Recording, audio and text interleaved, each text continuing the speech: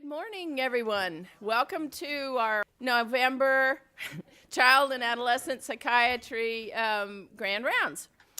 I'm pleased to introduce Aaron Lyon today. Aaron came to Seattle in 2008 for his clinical internship after completing his PhD in clinical psychology at DePaul University, and before that, his BA in psychology with honors from the University of Michigan. He's currently an associate professor in our Department of Psychiatry and director of the School Mental Health Assessment, Research, and Training Center, the SMART Center. I just wanted to go through briefly what I see as sort of the history of the development of child mental health services, and I think about the 1990s as the time for the system of care for children's mental health and gathering various service systems to collaborate on behalf of children. It was also the decade when parents were recognized as the key players in promoting children's mental health. I mean, that's kind of obvious, but children in the prior years were thought of as, maybe their mental health problems were due to bad parenting, and so parents were kind of separated from their children in the service system. In the 2000s, the thing about the 1990s in the system of care is that treatment itself was sort of a black box. And so in the 2000s, we had the proliferation of the development of evidence-based treatments for children's mental health, and many of those were developed here at the University of Washington for child disruptive behavior disorders, here with in our division itself for problems with depression and anxiety. And then, so now we have these 12 and 16 session treatments that need to be implemented by very highly trained professionals, and that brought us to this current decade where we began to realize that we couldn't scale this up. So now this is the decade of implementation science, and Aaron is a leader in that movement. He's a highly productive researcher, as you'll see today, with a very diversified funding portfolio. He has projects going on in school mental health research funded by the National Institute of Mental Health, National Institute of Drug Abuse, National Institute of Justice, and the Institute for Educational Sciences, which is part of the Department of Education. You'll hear about these projects. In implementation science, he was on the committee for establishing an implementation science division in the American Psychological Association, and is an officer in the Dissemination and Implementation Science Special Interest Group of ABCT.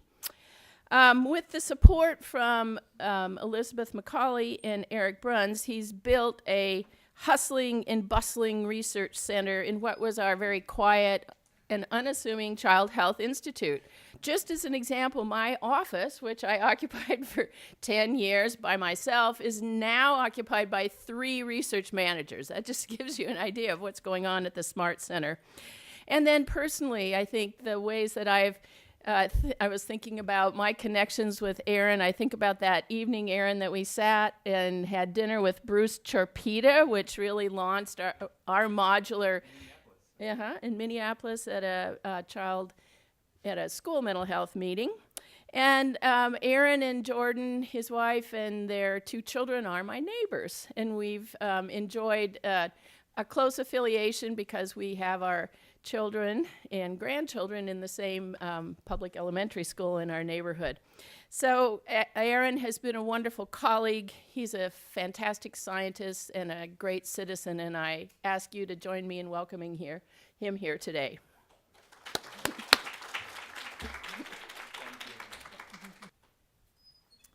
Thanks so much, Anne. Actually, when we bought that house, I didn't even realize that we were just half a block away from Anne, and I went in to show her where we just bought a house, and then she pointed to the map and said, I live there, just around the corner, half a block away, and Kelly Thompson, also part of our team, lives there, half a block away in the other direction. I'm going to quote you that it's the decade of implementation science. And I think it could very well be. Although when we tried to start an implementation science division of the American Psychological Association, we were ultimately unsuccessful. So maybe not everyone is quite on board with that so far. But thank you for the introduction. It's in a lot of ways appropriate to be introduced by Anne and to follow Anne's talk last month, because as she alluded to, so much of what we're doing at the Smart Center has really been built on a lot of the work that she and Elizabeth Macaulay and others have been doing over the past few decades. So I was asked to come here and talk about the Smart Center and things we're up to. I decided to call the talk Leveraging Implementation Science to Optimize Behavioral Health Services in Schools, but I could have also gone with what Anne originally suggested, which was up at the Smart Center. So what is up at the Smart Center? My mission today is to sort of tell you about that, to let you know what we're doing at Smart, to set the stage for potential future talks here or elsewhere about specific Smart Center projects. We have a lot of projects because of our recent rapid growth that are underway, and I'm going to talk about sort of a smattering of those. And to also pique your interest in collaboration. We are always on the lookout for collaboration, both with other academics and with other community professionals and organizations of one sort or another, and I'll talk about that a little bit in a moment.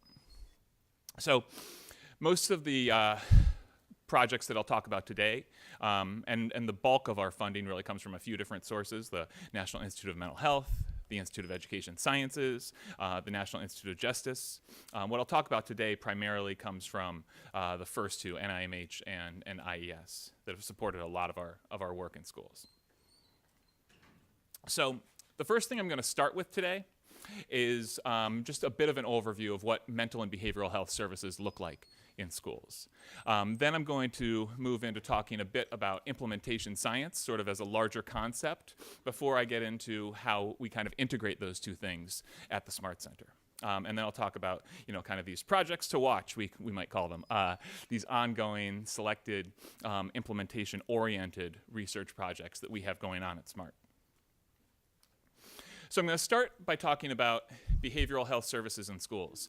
And that's the term. We use a number of different terms relatively interchangeably to sort of try to capture the broad range of presenting problem areas and presenting problem levels of severity that we deal with at the Smart Center in order to be as inclusive as possible. Sometimes we use behavioral health, sometimes we talk about social, emotional, and behavior problems. All of this is to sort of try to encapsulate that we are focused on a broad range of internalizing, externalizing problems, substance use as well, and the full kind of continuum of severity, ranging from sort of prevention up to providing indicated services for clinical level problems. So why schools? A lot of different reasons. One of them is because mental health and academic performance being a very significant indicator of overall sort of wellness and life success in the future, are really closely linked. We have students with any mental health disorder being 3 times more likely to be absent. We have 10% of dropout attributable to mental health problems. So these are really interlinked and bidirectional in their relationships, with school problems, risk factors for mental health issues, and the converse as well. School-based behavioral health is also pretty big business. We have over 150,000 providers in the US alone. Also, plenty of other countries that have substantial school-based mental health networks. And this really results in about $20 billion of operating costs for school-based mental health services. So that's a lot. Big business, and it's a good thing it is, because there's pretty compelling evidence that school-based services improve mental health service access. We know that most kids who have mental health problems don't get the indicated services that they require. I mean, I think there may be updated numbers, but historically, I think what we've seen is that maybe only about 20% of kids who could benefit from mental health interventions get them. That's lower than sort of even problematic service utilization rates among adults. And among kids who get services, depending on the studies that you look at, upwards of 70 to 80% of kids who get mental health care of one sort or another, relatively broadly defined, get those services in schools. So this translates into 20% of students receiving some sort of school-based mental health services annually. And we've found in some of our work, and some of our colleagues have also documented, that schools can be a pretty effective way of improving access, particularly differentially well, for underserved youth, for youth from low socioeconomic status or racial and ethnic minority populations and backgrounds. That's what we found in one study that we did looking at service utilization rates among youth who had some symptoms of depression. And what you see here is that although it's not perfect, relative to other service sectors, primary care, specialty mental health, schools wind up being a great equalizer of sorts in terms of getting kids into services who would otherwise not be getting there. But access isn't enough. Access and utilization of services is very important. It's one of the primary reasons we do our work in schools, that and being proximal to some pretty significant functional indicators for life success. But we also need to attend to enhancing service quality. And these two things are really interwoven and in a way two sides of the same coin. At the Smart Center, most if not all of our faculty I think would endorse a pretty strong social justice orientation and equity lens, and I think we tend to see this through both simply accessibility of services, but also what is the quality of the services that kids and families are encountering when they get through the door. Because it doesn't matter how accessible your services are if they're not going to be effective, if they're not going to be driven by the best research evidence we have. And conversely, it doesn't matter how effective your intervention is if nobody gets it. The public health impact is going to be zero. And it's really the combination of these two things that drives us to provide high quality services and support the delivery of high quality services among sort of a diverse range of kids and families in order to maximize the likelihood of public health impact. So I'm going to talk now a bit about implementation science and sort of how, and then move in a bit to how we're leveraging implementation science in a lot of our projects at the Smart Center. So implementation science could be defined, and has been defined, as the scientific study of methods to promote the systematic uptake of research findings into routine practice. And there's a lot of reasons why we need implementation science, and why, as Anne may have coined the term, that it's now the decade of implementation science. We have a lot of evidence-based intervention protocols, a whole lot, from decades and decades of research.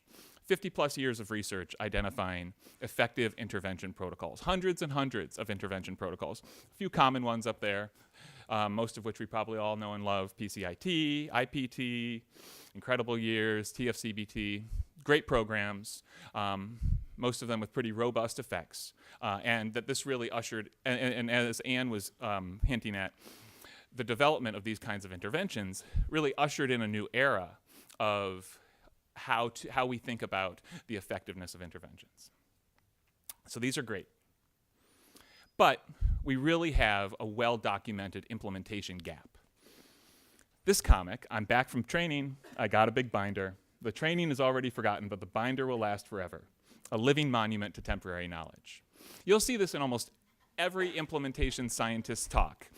I'm not the first one, and nor will I be the last one to present this.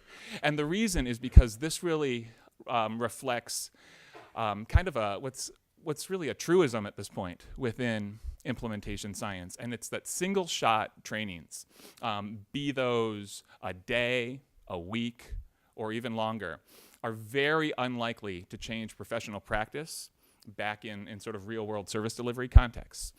They're great ways to enhance knowledge, sometimes to build skills and awareness about interventions and intervention techniques, but they are virtually guaranteed, without additional follow-up supports, to not change professional practice. Nothing I say to you today is going to change your professional practice, even if it were geared to. So, based on these kinds of issues, we have an implementation gap in which the the statistic that we like to toss around, based on a systematic review a good number of years ago, and someone should update this, but is that it takes 17 years for just 14% of original research to make it into practice. That sucks. And I think we can do a lot better. And that's really the core objective of implementation science, is to patch this leaky pipeline that people talk about between research and practice, and also to shorten it, right? There's a lot of things that happen over those 17 years that could be that could be improved in order to get research-supported practices into the hands of people who are really seeing individuals, be them kids or adults, in order to improve the quality of care and, again, impact public health.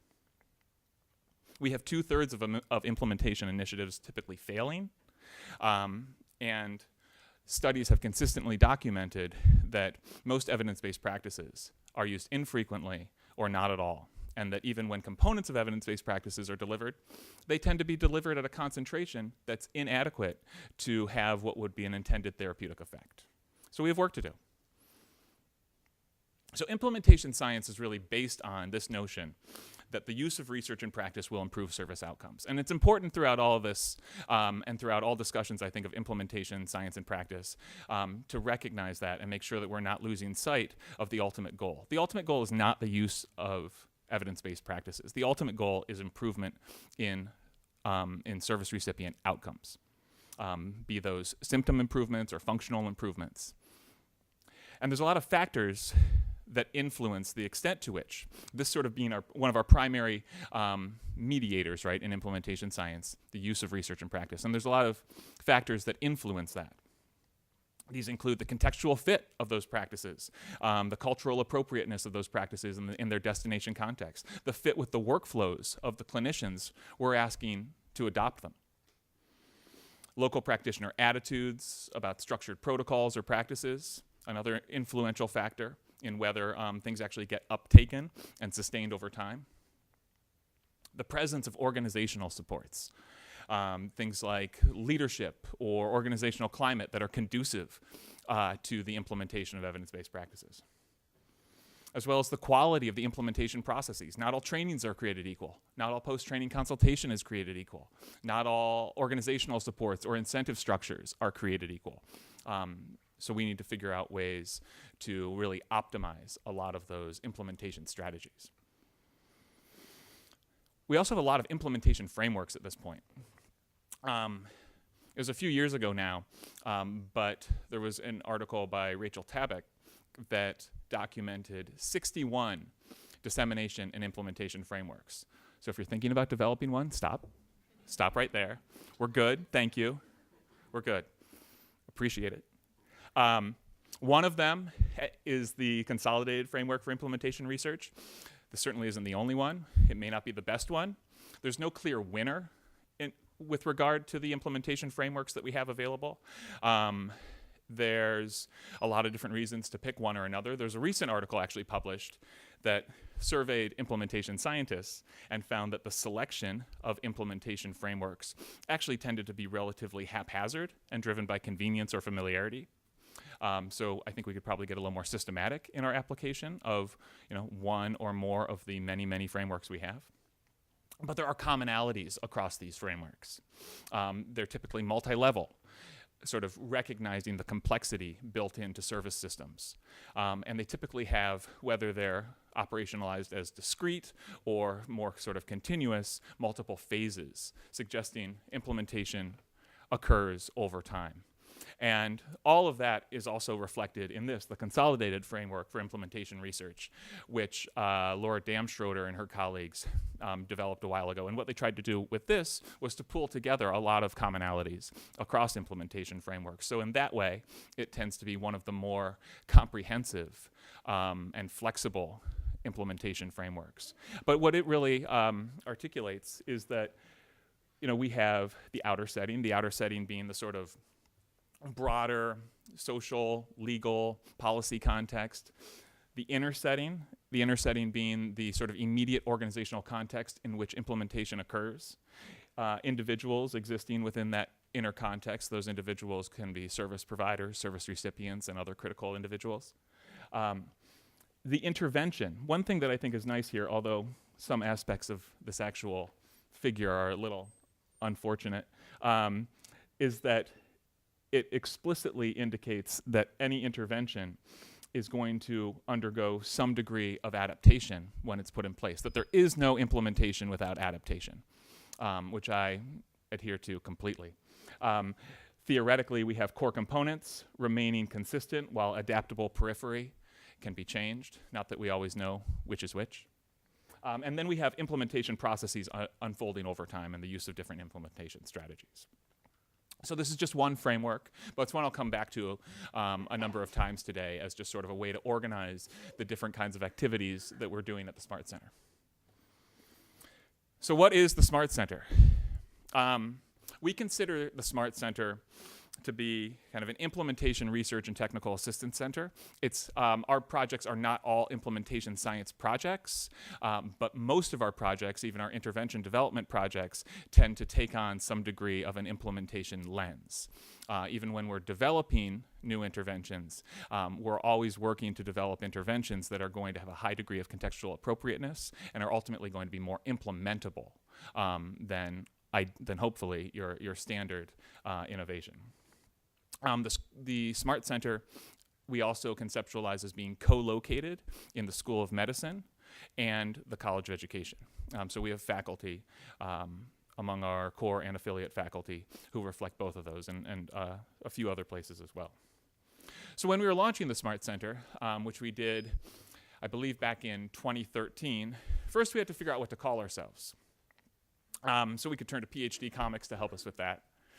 And we really found that Center had the right mix of ego and number of academics to sort of fit us and how we were thinking about ourselves, right? So we knew we were going to be a center. There are also university regulations governing what you can actually call yourself as you get approval for the name of a center. But this helped too.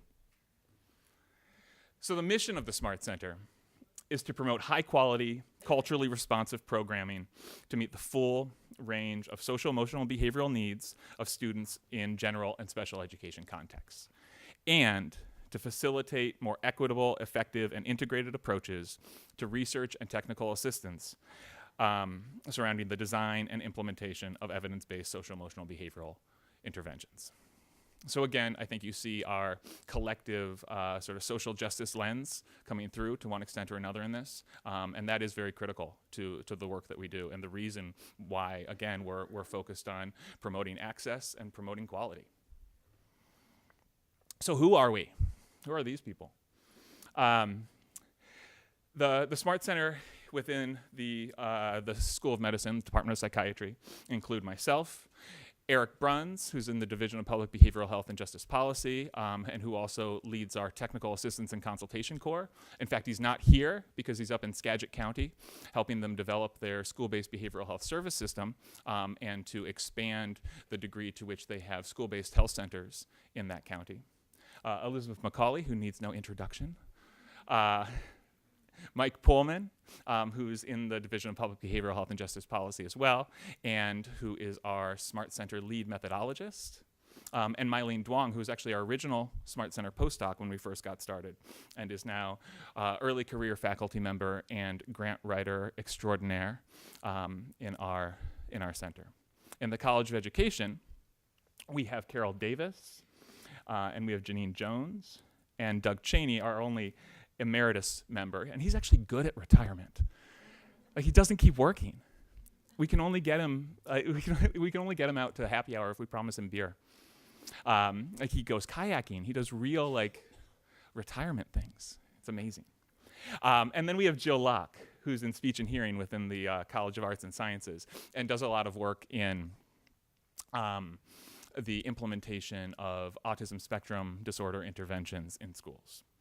We have a number of affiliate faculty as well. We have Clay Cook, who was originally at the UW College of Education in the school psych program and has since moved to the University of Minnesota.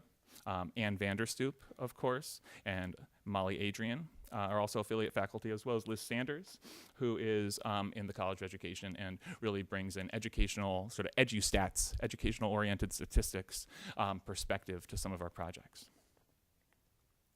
We are also not just faculty, of course. We have people who actually help us day to day and are the real core of what gets done at the Smart Center. Too many people to name. There's a picture of us from actually our current postdoc's baby shower, but SMART is really a collection of teams led by people like Kelly Thompson, who was kind of the architect of a recent reorganization that we did as we were growing in the Smart Center. Shayna Davis, Jody Buntain-Rickliffs, Jessica Koifman, Semrit Nicodemus, these people who are doing a great job kind of running our various teams within the Smart Center, because we've had to kind of develop almost a set of pods, research pods, in order to manage the projects that we have. So many fantastic people who help really make the Smart Center operate. And our newest Smarty. Soon after this picture was taken, this happened. And Vivian Gray Whitaker was born. We welcomed her just a few weeks ago. So Kelly will be on maternity leave for some time.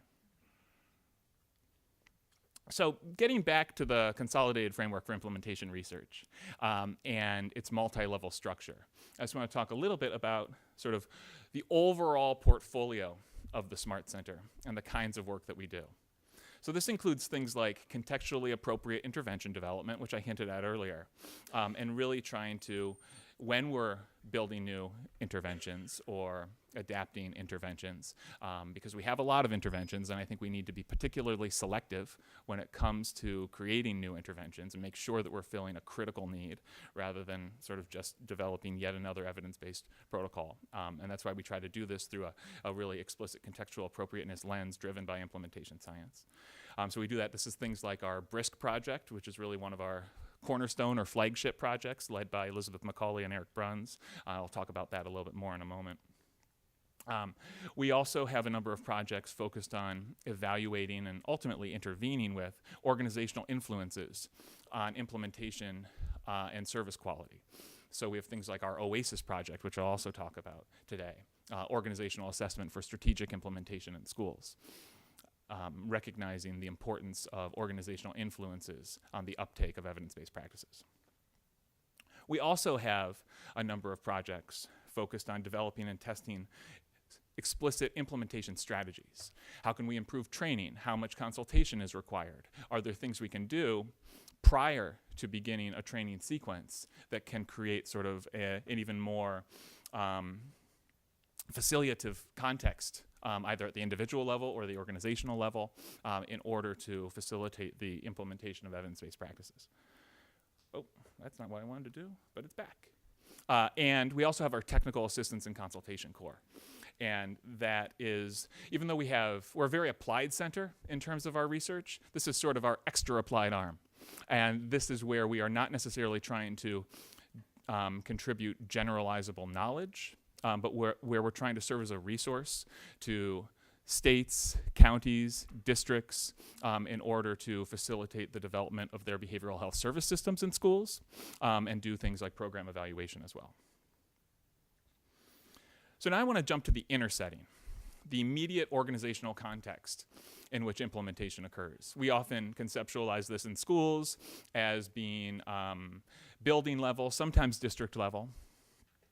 And I want to talk about the OASIS project, Organizational Assessment for Strategic Implementation in Schools. This is a measure development grant funded by the Institute of Education Sciences that I co-lead with Clay Cook, now at the University of Minnesota. And the reason we really got on this bandwagon, this organizational bandwagon, and the reason we're developing or adapting really some existing tools that some of our colleagues developed in other contexts is because systems trump people, systems trump programs. I think this quote really captures it well, even if it's slightly pejorative. A bad system will trump a good program every time. And this really is another, I think, emerging truth within implementation science, that systems matter, that organizations matter, maybe most, but certainly a lot. And that inadequate attention to organizational influences, school or district level influences in our work is likely to cripple even the most well-resourced and thoughtful implementation efforts. So enter the OASIS project, where we're trying to adapt a suite of valid and feasible measures that measure different components of what we call the organizational implementation context. And in this project, we're trying to adapt these measures to support the implementation of universal evidence-based social-emotional behavioral programming, social-emotional learning curricula, positive behavioral interventions and supports. So we want measures that can, at the outset of an implementation process, perhaps gauge readiness, that could evaluate organizational change interventions and their success, and also troubleshoot implementation issues. We're trying to develop tools that are not specific to any particular innovation, that are largely kind of program or practice agnostic, and can generally reflect the extent to which a context is sort of prepared for or will be facilitative of implementation. So this complicated thing is our concept map. What you see here is that our sort of larger construct, the school organizational implementation context, we see as being relevant across a number of different phases of implementation, really all of them. That's a different model there, the exploration, preparation, implementation, and sustainment framework. Different framework from the CFER, but another good one. And the reason we selected that framework was because these measures that we're adapting were originally developed sort of under that framework by a good colleague of ours, Greg Ahrens. And what we've sort of placed within the organizational implementation context are really four major constructs. And these are strategic implementation leadership, which is really the extent to which leaders engage in behaviors that are most tied to successful implementation, the extent to which they sort of demonstrate knowledge about evidence-based practices, that they explicitly support them, that they engage in communications about evidence-based practices and the importance of implementation. And within this model, implementation leadership is really what drives implementation climate. And strategic implementation climate is sort of a specific version of organizational climate that includes those elements that are most proximal to the implementation of evidence-based practices. So these are things like the extent to which it really, that it being evidence-based practice implementation is expected, supported, and rewarded within an organizational context. Implementation citizenship behavior, measured by the implementation citizenship behavior scale, talks about the extent to which and measures the extent to which individuals within an organization go above and beyond the call of duty, essentially, for a strategic objective. In this case, the strategic objective is the implementation of evidence-based practices, and attitudes toward evidence-based practices are kind of what they sound like. The extent to which people are sort of report evidence-based practices being appealing, that they report openness to them, that kind of thing. So we're adapting these through a number of different processes, including factor analysis of some preliminary versions of adapted tools, education stakeholder focus groups, expert review of original and adapted tools, field testing and refinement, and some ongoing large-scale administration to about 70 schools and 700 teachers in order to look at their reliability and validity, including especially their predictive power when it comes to different universal socio-emotional behavioral programs and the fidelity with which they're delivered. So our CFAs have actually been pretty promising. This is for 3 of the 4 measures. The evidence-based practice attitude scale was also good, but we didn't include it in this for a number of reasons.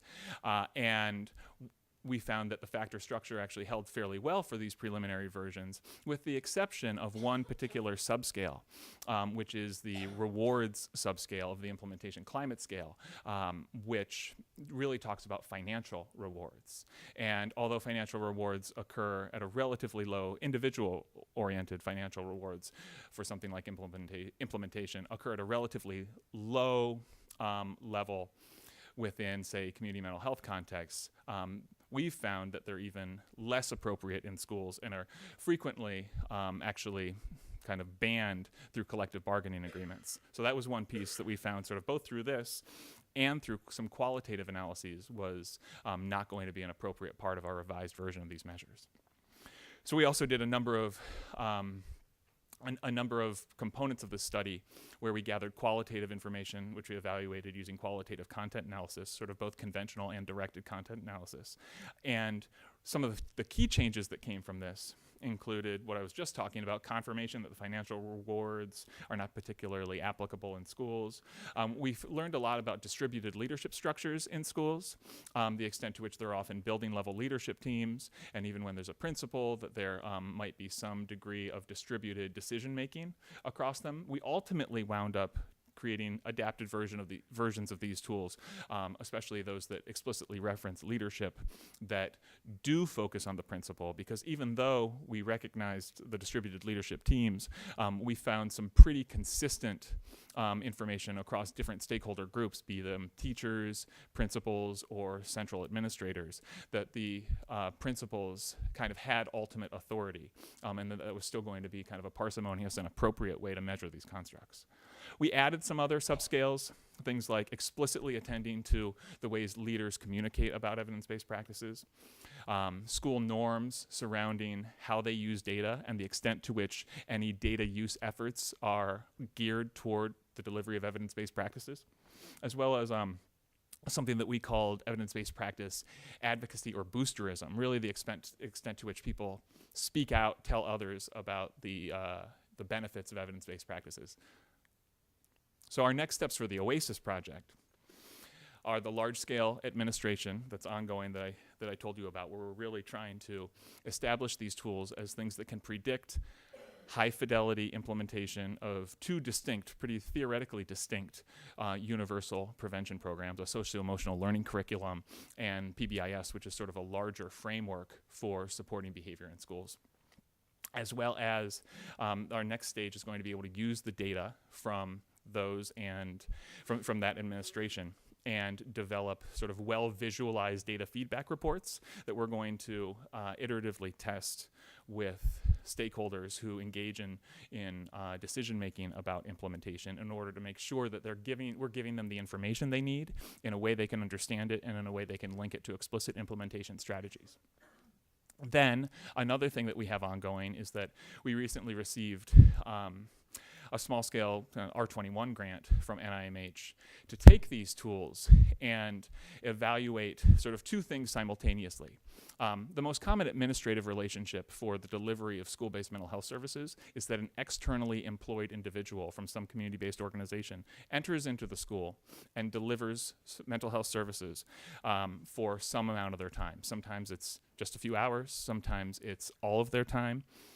But recognizing that this is the most common administrative relationship, we're interested in learning about the extent to which, knowing that organizations matter a lot in implementation and in the overall quality of services, we want to measure separately these organizational contexts and look at the extent to which they're aligned. Because we have individuals, and I think as we look at more and more integrated care types of settings, we're going to see this more and more, where we have individuals who are kind of spanning different organizational contexts. And the majority of the work done surrounding the importance of organizations in implementation has kind of assumed a single organizational context.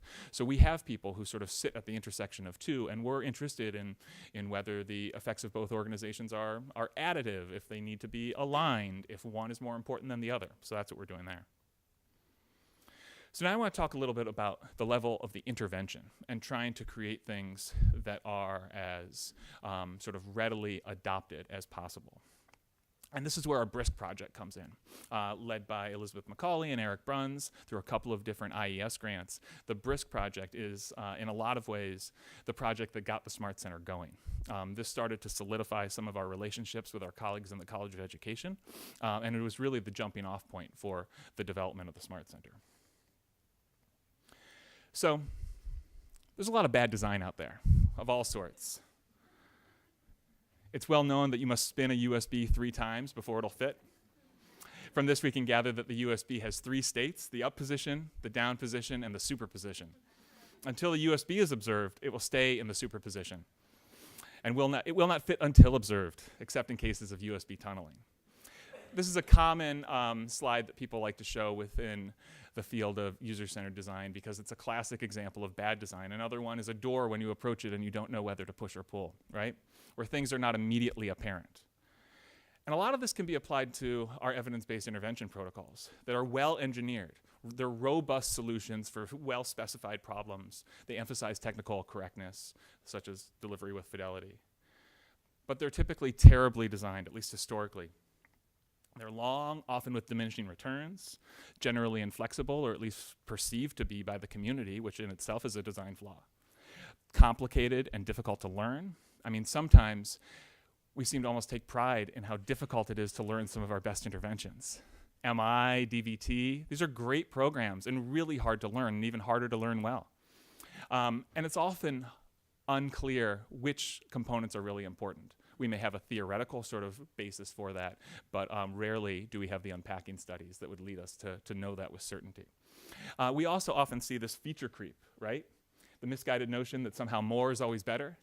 Maybe we have PCIT, an effective program, but we add a pre-intervention engagement element, and then we add a teacher element, and then we add some other pieces in order to sort of seek out more and more robust effects as we have a more and more complicated and ultimately less and less implementable innovation.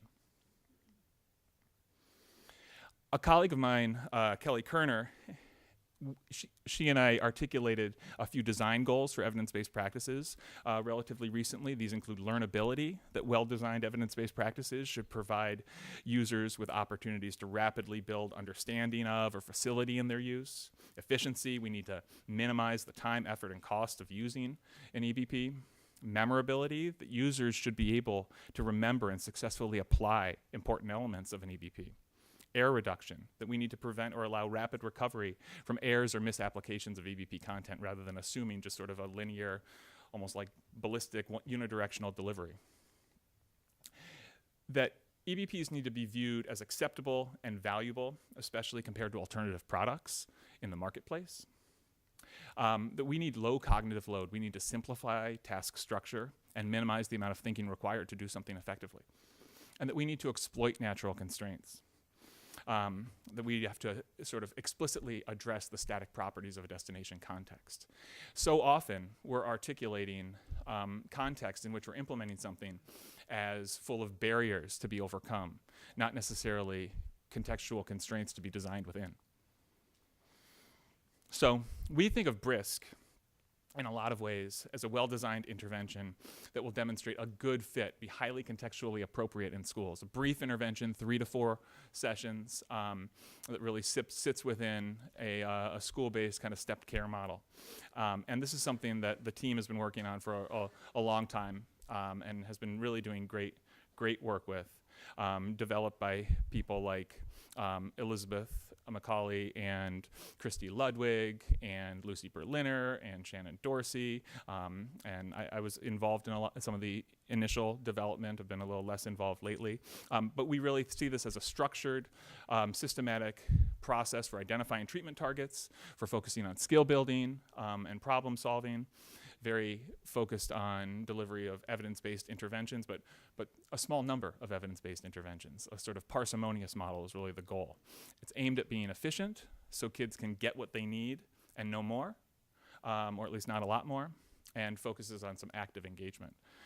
This figure sort of reflects the core kind of BRISC process and underscores how it's a systematic data-driven process intended to fit the school context, where at each step we're sort of asking whether it was successfully delivered, and if no, what were the biggest barriers, and sort of within this, relatively parsimonious decision-making algorithm, we have specific modules or skills that we're applying in different sorts of situations in order to keep the process going and make decisions about what next, right? We think that BRISC offers a number of design advantages. That the simple set of feasible practices is likely to enhance learnability and memorability, that our brief training and intervention delivery timelines really enhance efficiency. Brief training plus post-training consultation, but the training itself is relatively brief. We have evidence for good acceptability among both clinicians and clients, really emphasizing satisfaction and reputation. And we think it's relatively well aligned with the service and practice emphases in schools, such as things like response to intervention, which is an educational framework that sort of plays up the role of data in any sort of intervention, be it an educational or behavioral mental health intervention. Even though schools aren't always doing RTI particularly in depth, it's often kind of in the ether, and people recognize the importance of it, at least. Some of the outcomes to date suggest that brisk youth have shown improved functioning relative to treatment as usual on the Columbia Impairment Scale. Those sort of students moving out of the clinical range. And our ongoing efforts include a large-scale efficacy trial that's currently in 13 school districts and 47 high schools. And we have sort of a parallel project where we've been working with some colleagues from Ontario, part of the School Mental Health Assist program. And they've really been pushing us and providing opportunities for us to develop some pieces of an overarching implementation strategy. There's been a train the trainer framework developed, those kinds of things to really consider how we can take brisk to an even larger scale. Now I want to move on to the individuals involved in implementation, especially the clinicians. And that's the focus of what we call the Beliefs and Attitudes for Successful Implementation in Schools project, or BASIS. And this is a couple of different grants, one from NIMH focused on school-based clinicians, and one from IES focused on educators, where we're really trying to set the stage for effective implementation by developing some strategies that can be used even pre-training. And a lot of the reason we're doing this is quotes like this: "If it's worth my time, I'll make the time." I think this is a very telling quote, in part because time is really the most commonly identified implementation barrier across contexts, across innovations. It's always the number one barrier everyone talks about. And there's a whole lot of reasons for this, and some very valid reasons for this. Time is finite. There's only so much that you can do. And yet, as this quote suggests, sometimes time is relative, or perceptions of time and allocation of time can be driven by motivation, right? And what we're trying to do with the BASIS project is to build individual level capacity by engaging individuals early on in the process to see the extent to which we can enhance their uptake and sustained use of new innovations. So BASIS is a sort of still developing pre-implementation group-based motivation enhancement intervention. Like I said, there's two versions kind of under development at different stages of development themselves. One sort of more focused on clinicians, one more focused on educators. And the goal is to increase intentions and motivations to implement evidence-based practices in schools. And through that, improve implementation outcomes like adoption, fidelity, sustainment. BASIS is largely driven by the theory of planned behavior, which suggests that the most powerful predictor of someone engaging in a behavior is their intention to engage in that behavior. It's really mind-blowing, isn't it? But luckily it goes on, and it says that there are three major contributors to the extent to which someone intends to engage in a behavior. And those are their attitudes about that behavior, their perception of social norms and expectations surrounding that behavior, and perceived behavioral control or self-efficacy. So what we're trying to do with BASIS is to target these predictors of implementation intentions, and through them, look at the extent to which people engage in implementation behaviors, the extent to which an intervention is delivered with fidelity as being sort of an innovation-specific implementation behavior, and then a more general one, which could be something like implementation citizenship behavior, hearkening back to some of our constructs from OASIS. And that will, in turn, have an impact on student social, emotional, and behavioral functioning. So we're trying to impact attitudes through strategic education. This includes things like really highlighting the link between social emotional problems and evidence-based practices to address them. Trying to decrease defensive attitudes by sort of addressing some common myths, but not sort of arguing too hard, because arguments are not a good way to actually sway people. Linking implementation to values, right? If your professional value is to do as well as you possibly can for your client, and there's some evidence to suggest that if that there are certain practices that would be most likely to benefit your client, then we try to highlight that dissonance. For social norms and expectations, we involve social proofing and testimonials, providing some normative info about what people are doing, as well as providing testimonials from credible sources, people who are either seen as authorities or, even more powerfully, are seen as similar to the intended recipient of that communication. And we really try to evoke explicit commitments, which sort of pulls from a motivational interviewing style orientation toward change talk. For perceived behavioral control, we bring in even more explicit motivational interviewing components through eliciting change talk, highlighting dissonance, and sort of strategically reflecting information in the group context about the extent to which people are sort of engaging in change talk and sort of have this difference between their current state and their sort of goal or ideal state, and explicitly address barriers and get people to sort of talk out loud about how they're going to engage in kind of solutions surrounding those barriers. So we do things to induce cognitive dissonance by remaining non-confrontational, non-judgmental, certainly a very strong MI principle at play here, engaging in some reflective thinking about things like values, developing that discrepancy I was just talking about, and really focusing on an internal locus of control. It's easy to sort of get bogged down in thinking, okay, well, there are so many time-related factors, there are so many organizational variables that are keeping me from engaging in some sort of, change that I'm interested in making. And we work hard to sort of figure out, okay, well, what are small steps, what are small things that you can do to not be completely bogged down within this? So we have some evidence from a preliminary version of BASIS used with about 1,200 educators across 62 schools that the percentage of staff with supportive beliefs shifted significantly from pre to post. This was over this was over pretty much the whole year.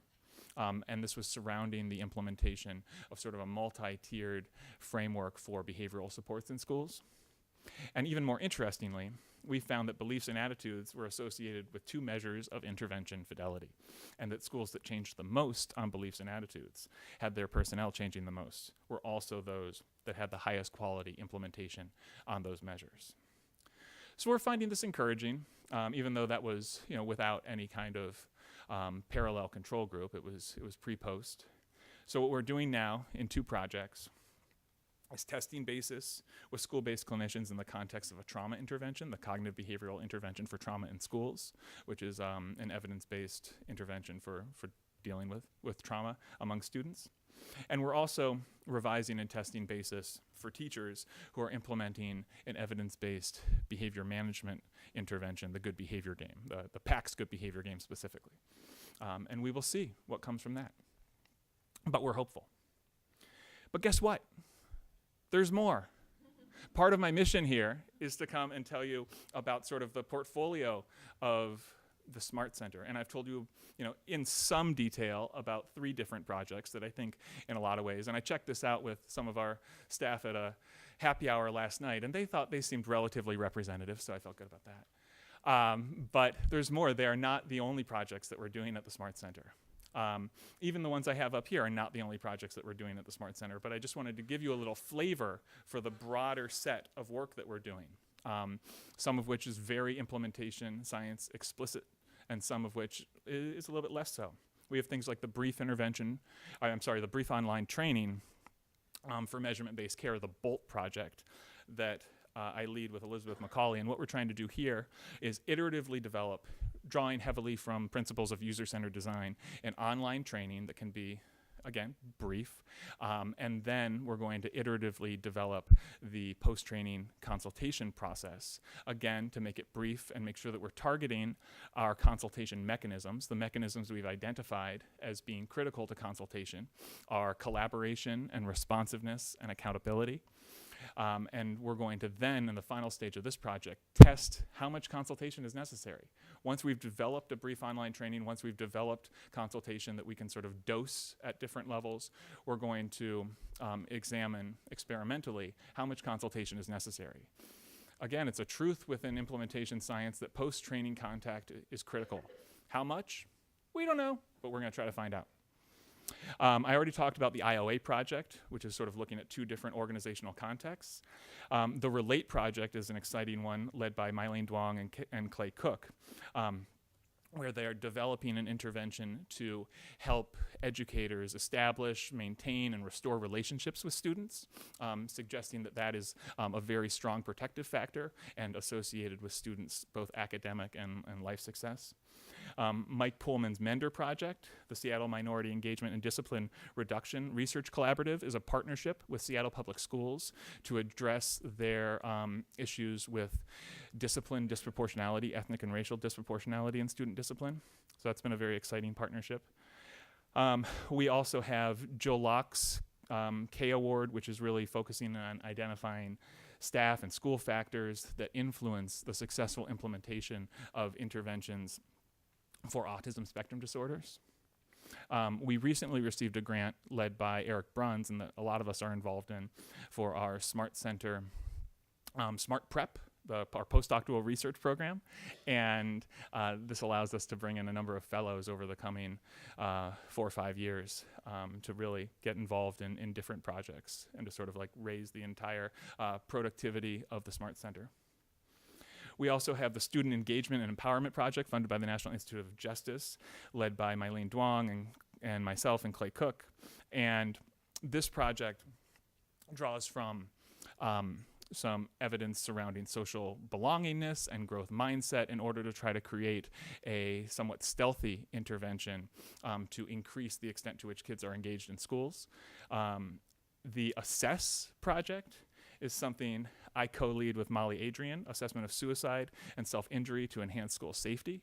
And this is a project geared toward applying existing, but haven't been used in schools or with youth very much, but existing machine learning algorithms to look at students' social media posts and identify who's at risk for suicide. We're hoping that this could be sort of an alternative universal screening approach in schools in order to remain sort of constantly awake to suicide risk. Again, sort of using these machine learning and AI approaches. We have the Access Project, which I co-lead with Elizabeth McCauley, where we're trying to take the very well-established collaborative care model developed by Jürgen and other people here in the department. Hi, Jürgen. And see what it can do in schools and see the extent to which it can be applied within sort of a multi-tiered framework in schools in order to better support teaming processes and group decision-making surrounding the delivery, the sort of efficient and effective delivery of services to kids in schools. We have the iBest project, led by Carol Davis and the College of Education, which in some ways is quite parallel to the Access project. And they've developed a technology to help teams come together to develop behavioral intervention plans, more on sort of the special education side of things. So we're actually moving forward with ways we might be able to integrate Access and iBest.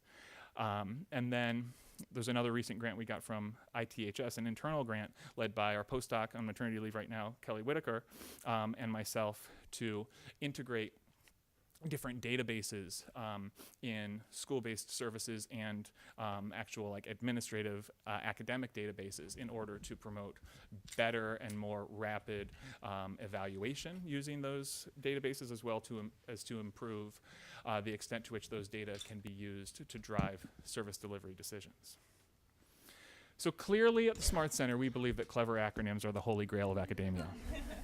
BOLT, Access, Assess, BRISC, BASIS, OASIS, and on. And a lot of these are stay tuned kinds of projects.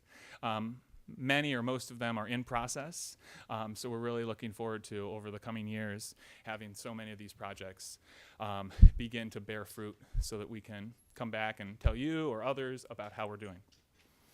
There are ways to partner with us. If you're interested in connecting with us, researchers should feel free to contact us if you have an effective school-based intervention that you'd like to scale up and you'd like to think through the best way to do that.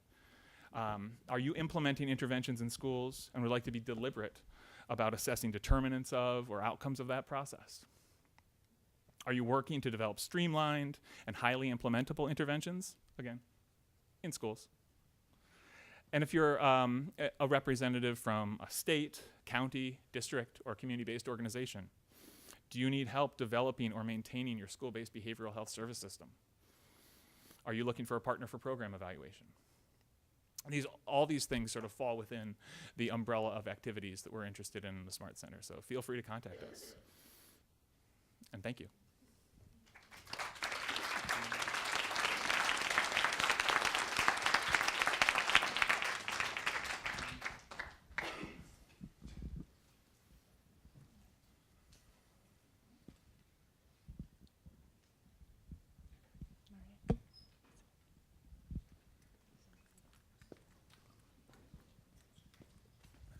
I'm raising my hand, yeah. Thank you, Erin. Great presentation. I'm wondering if you could talk a little bit more about the combination of qualitative and the mixed methods that is used so often in this work, Yeah. so that people have a little bit better understanding of how that applies in these settings. Yeah. Yeah, I mean, I would say in our work and, in implementation more generally, mixed methods, sort of explicit integration of quantitative and qualitative methodologies in ways that are kind of greater than the sum of their parts, is the norm, really. And I think it's largely even an expectation of reviewers that unless you have, and part of this I think is probably a kind of a function of how relatively new an explicit focus on implementation science is and how much recognition there is. And I really think this is totally true when it comes to people who sit on review committees that are relevant to this kind of work, things like the DER Review Committee or even the Services Review Committee, that qualitative work is necessary and that it can very much augment quantitative work. We have relatively few good quantitative tools for a lot of our projects in implementation science. There's a project through SIRC, which is the Society for Implementation Research Collaboration, that's led by Kara Lewis, that is conducting a comprehensive review of implementation science measures, quantitative measures. And of course, it's found that most of them are homegrown and don't have particularly good psychometrics, and that there's a lot of work to do there. But I think there's a recognition that implementation science is mixed methods, and especially if you need to get to the why, whether it's a post-mortem of why implementation didn't happen, and you may have, let's say, variability in your sample in the extent to which they were able to maintain fidelity over time. There's a lot of strong rationale for how you might come back and gather explicit qualitative information to kind of explode out that finding, right? And to dig down and figure out the why and do sort of a sequential mixed methods approach where you begin with something quantitative perhaps and then explore reasons why or try to explain reasons why by using qualitative processes. Yeah, Jack. So that was great. I mean, partly there's sort of two themes, it seems like. The one, that even though we have treatments that in theory work, the evidence suggests that no one uses them. And you had, I love the slide about the various issues in the design thing that may be wrong with some of the, or may not work well, some of the treatments. And we also have a bunch of people that won't use them. And so do we have a treatment problem or a personnel problem? And should the focus be on developing treatments that are simple enough that everyone will use them, or develop training and personnel systems so that we hire people that are good at their jobs? And the answer, of course, is yes. Right? That I think, I mean, implementation is too complicated and systems and people are too complicated to have any single approach, right? Be universally successful, either universally successful across projects or universally successful across individuals or organizations within a project. So I mean, I would say we need to do both. Like we need to have better implementation strategies, better ways to provide supports to an organization or to individuals or to prepare them well for the introduction of new innovations. And we need to make sure those innovations are things they want and things they can learn and things that are not going to be overly taxing. So, yes.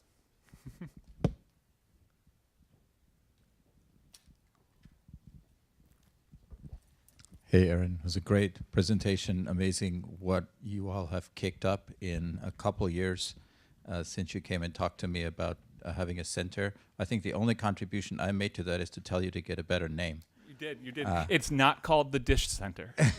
So when he came to me, he presented a proposal for establishing something that was called the Dish Center.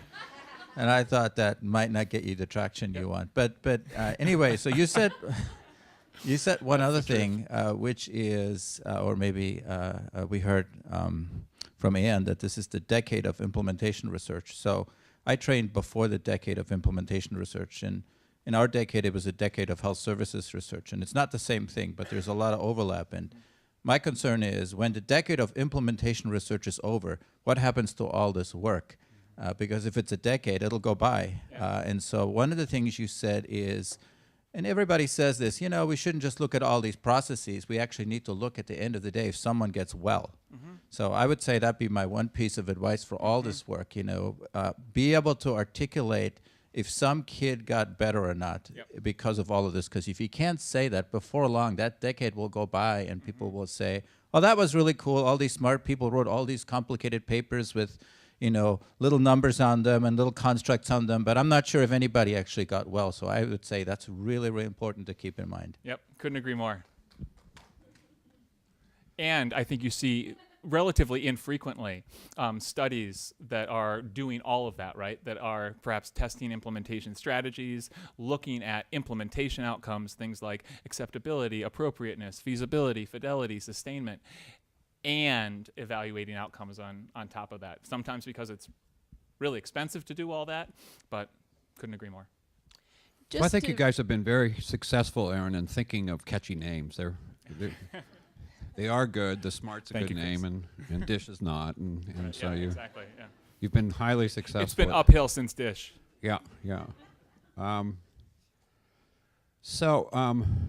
Patty and I were talking on the way in about my sort of fundamental notion of stability and imperviousness to change, and that when you go to high school reunions, people look the same 50 years later. And the application to this is that kids have problems that are complicated and are informed by all sorts of adversities on multiple levels. And at one level, Weiss is now writing about single session interventions changing the world, and I don't believe that. But what I do want to not challenge you necessarily, but try to understand is the evidence-based practices that have been developed are complicated at the core, and DBT is complicated, and fidelity to the anxiety protocol and CAMS is complicated. And what is happening at the point of care in your programs that allows relatively undertrained people without significant prior credentials to respond to trainings that are relatively brief, to implement relatively brief services that result in change. There's something at the point of the kid and the interaction with whomever that provider is, and I'm not sure I understand that clearly in terms of what's happening there. The data are what the data are, and so, you know, kudos for that. It just, it's not that I don't believe it, but I'd like to understand it better in terms of what is contributing to the success here. Yeah, and I think those are good points and well taken. And obviously, John Weiss's work and Bruce Torpeda's work has been very influential in ours on things like the BRISC project.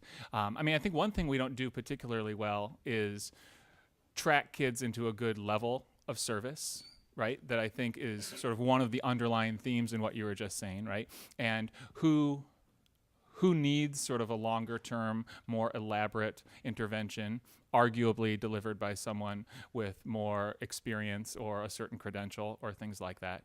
And simultaneously, you know, we have a lot of findings, especially in the global health world, that are suggesting how well people with absolutely no mental health background can be trained to deliver and get sort of robust effects, right? Surrounding all, trauma interventions and other kinds of protocols. I mean, I'm thinking of some of the work done by Shannon Dorsey and people like that, which is very impressive. And more people, I think, are trying to port those task shifting kinds of global models back and think about how, maybe our credential driven system is actually not serving us that well. So I don't know the answer to it, but those are my thoughts.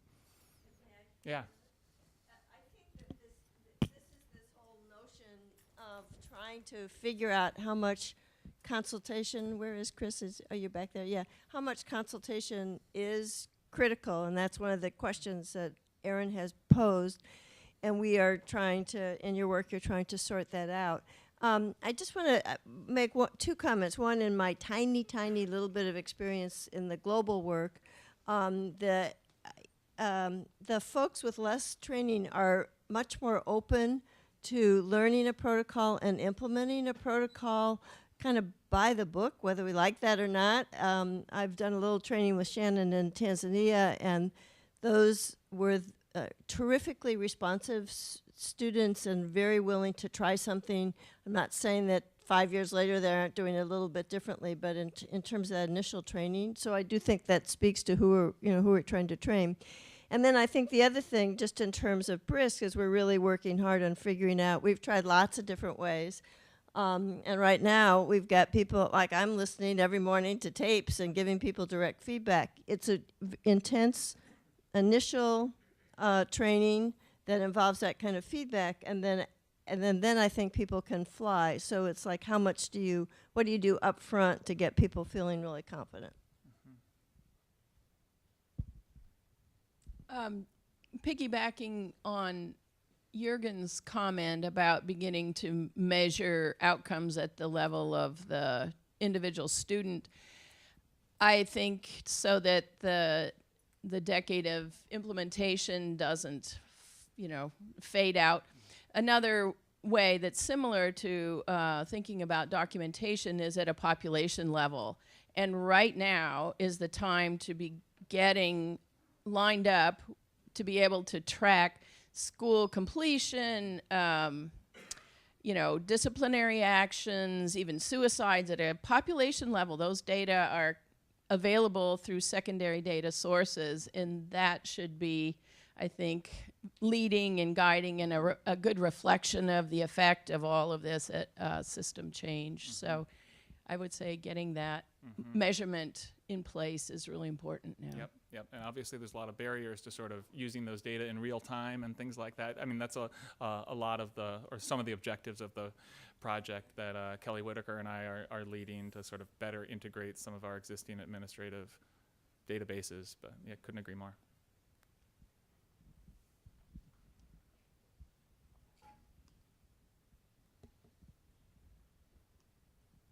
Erin, the audience is largely clinical population of providers here with inpatient and outpatient services. Can you talk a little bit about the crosstalk and how you see these principles aligning with and relating to our work in the department in those settings? I mean, I think one of the things I keep coming back to is that there is no implementation without adaptation. Right? And everyone knows that. Any clinician who's been asked to deliver an evidence-based intervention knows that, right? Sometimes researchers don't always know that, but it's the truth, right? And I mean, I just think being mindful about where that's happening and where it isn't, and the extent to which some of those adaptations are sort of a priori and are kind of rather than kind of reactive. There might be something kind of interesting in there. I know that Shannon and some of her students, Shannon Dorsey and some of her students, I think have been tackling parts of that question. That's one thought. Yeah.